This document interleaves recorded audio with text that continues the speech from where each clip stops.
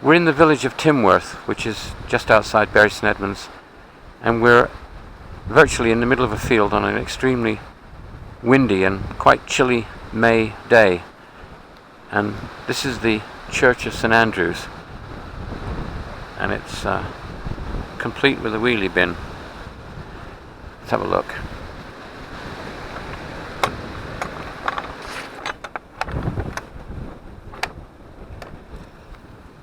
Massive tree here to the side.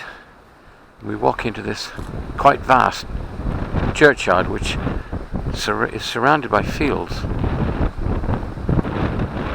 It's a mixture of graves, recent and ancient. Flowers on some of them. Trees surrounding the whole churchyard. And picturesque church. Very picturesque. With a gravel path leading straight up to the front door. Tower's got bells by the look of it. And a little window there. Got a nice unusual flint decoration here. All these little flint sections with stone. They're lovely. Obviously, because we're quite a lot into the country here, the birds are being kept out by the netting.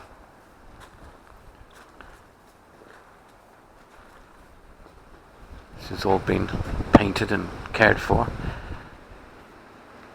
The church is locked, actually, but we can see there's bell pulls here, so they can ring the church bells here without going in.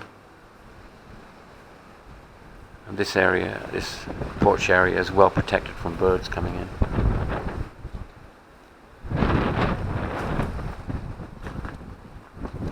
You can see the fields, all the farmland around here.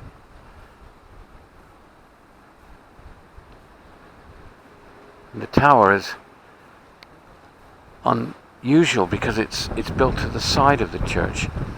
So this was probably the original small country church. Behind you, that's a big window and a lovely stone pattern there on the glazing. But the tower is completely to the side, which is why they can ring the bells, I guess, from that, effectively that little porch area, which is really underneath the tower, because the body of the church is behind it. The churchyard just swings round to the side here. There's no headstones here.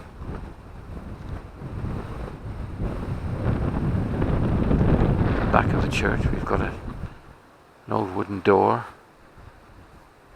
set in the flint, which there again looks like it had a bigger door at one time. Certainly a lot of changes here, I suspect.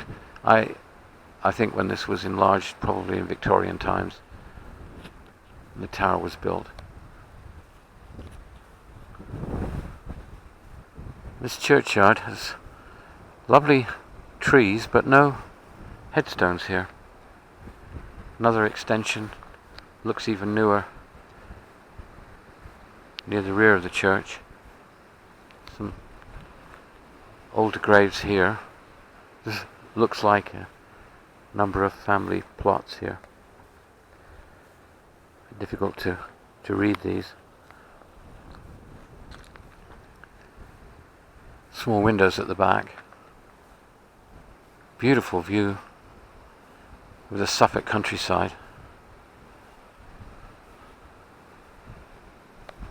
No sign of life here, just fields and wind at the moment blowing.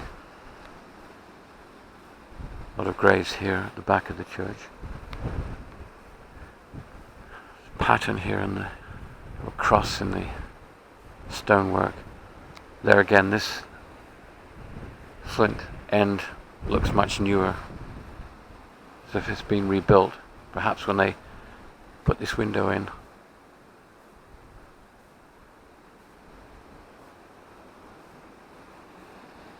Some big plots here. From this view we can see the tower and the way that it's been added as almost an appendage to this church. It would be interesting to see the history of this church, because it looks very much like it started off as a small building and then had an extension to the side and to the back, and the tower built. It's interesting that the tower is so much separate that you can actually ring the bells without going into the church. Even the tower looks as if the top half, or the top third, is different in terms of its facing. It looks as if it was built, perhaps, or added to at a different time. So much history here, it's difficult to put it together, and I'm hesitant to make too many suggestions if they're totally inaccurate. Though this doorway looks newer, this looks very Victorian. And on a lovely summer day, as I say, you'd sit here and have a beautiful view over the fields.